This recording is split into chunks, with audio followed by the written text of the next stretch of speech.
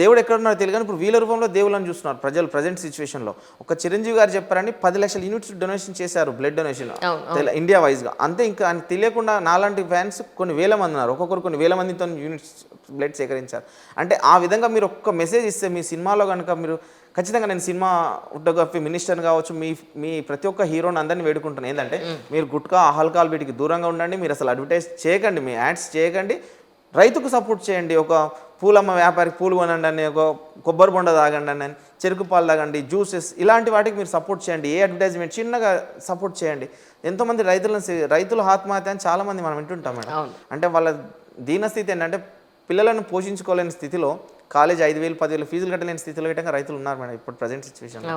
అంటే ఒకరోజు కూలి పోకపోతే బతకలేని స్థితిలో ఇప్పుడు పాలమూరు నుంచి కానీ ఇక్కడ సిటీలో చూడండి రోడ్ల పైన ఎన్ని గుడిసెలు వేసుకొని వాళ్ళు, అంటే వాళ్ళకి అన్ని భూములు ఉన్నా గవర్నమెంట్ ల్యాండ్స్ ఉంటాయి, లావణ్య పట్ట భూమి, వాళ్ళు పండించుకునే స్థితిలో వాటర్ లేవు, సోర్సెస్ లేకపోవడం వల్ల సిటీకి రావడం జరుగుతుంది. అలాంటి వాళ్ళందరి గిట్టంగా అడిక్ట్ అవుతున్నారు. మీరు తినే గుట్కా చిరంజీవి తినమడన్నా, అంటే ప్రతి ఒక్క హీరోకి చెప్తున్నారు మీరు తినమన్నారని వాళ్ళు యాడ్ చూసి మీరు తింటున్నారు. వాళ్ళు ఎంత లాభం వస్తుందని అంటే లోపల రోగాలు తయారవుతున్నాయి. వాడు రేపు పొద్దున్న హాస్పిటల్కి పోయి చూపించుకునే స్టేజ్లో